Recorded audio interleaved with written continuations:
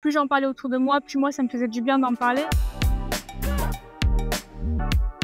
J'ai dit à Lucie, écoute, ne nous fais pas plaisir, si toi tu voulais sincèrement garder cet enfant, on accepte aussi la décision. J'étais extrêmement sûre de mon choix. Et c'est ce qui est beau avec ce droit, c'est qu'on peut choisir dans quelles circonstances on veut ou on ne veut pas être mère. C'est pour ça que c'est un moment qui m'a beaucoup touchée parce qu'effectivement, le fait de savoir que j'avais ce choix-là et que j'étais accompagnée quoi qu'il en soit, quelle que soit ma décision, tu vis le moment un peu plus sereinement. Je pense que c'était la meilleure décision et j'ai jamais regretté la décision que j'ai prise. Moi, j'étais bien entourée par mon entourage amical et je l'ai bien vécu comme on peut mieux le vivre. Pour moi, c'était un acte d'une grande profondeur et qui avait beaucoup de sens. Et encore une fois, il y a tous les profils, toutes les situations. Pour moi, psychologiquement, ça a été très très dur à vivre. On peut pas dire que ça n'existe pas dans notre psyché.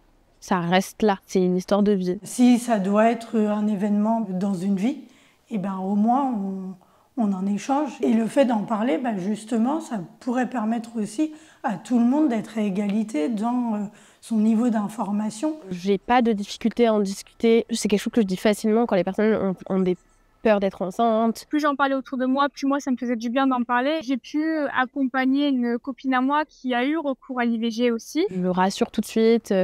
Je transmets ce qu'on m'a appris. Voilà, je sais ce que c'est et j'en parle avec les personnes qui viennent à moi sur ça. Je pense que à partir du moment où on mène ce combat sans être seul, ça aide beaucoup par la suite des événements. Même si après le ressenti de chacune est différent. Ça va mieux maintenant, mais on va dire qu'au bout de quelques années, la culpabilité elle est arrivée, qui, je dois dire, a été gérée. À l'époque où je suis revenue vers une pratique religieuse, le prêtre à qui j'ai parlé, je m'attendais à tout, je m'attendais à me faire engueuler, on va le dire. Mais à l'époque, quand j'étais en détresse et que j'avais besoin que quelqu'un me dise que j'étais pas un monstre, il l'a fait. L'avortement, il y en a eu à toutes les époques et il y en aura toujours, qu'on le veuille ou non. Des fois, on n'est pas forcément aidé. Finalement, ça se joue à très peu de choses.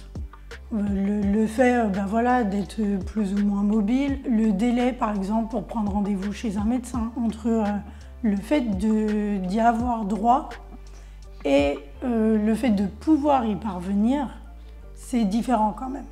La question de procréation ou pas procréation, c'est que j'ai un peu fait le tour à 360 du spectre. À l'époque, j'étais dans une relation hétéro, ce qui n'est plus du tout le cas aujourd'hui où je suis clairement lesbienne. Donc oui, c'est des grosses angoisses qui se posent aujourd'hui. Est-ce que j'ai, entre guillemets, raté ma chance, vu en plus le repli un peu général des droits LGBT qu'on a aujourd'hui en Europe? Est-ce que si ça se trouve, après-demain, j'aurais même plus le droit d'avoir accès à une fécondation in vitro? Il faut se battre pour que ça perdure et pour gagner toujours plus et pas faire reculer les acquis en tout cas. Enfin, je veux dire, on a envie juste qu'on respecte nos choix.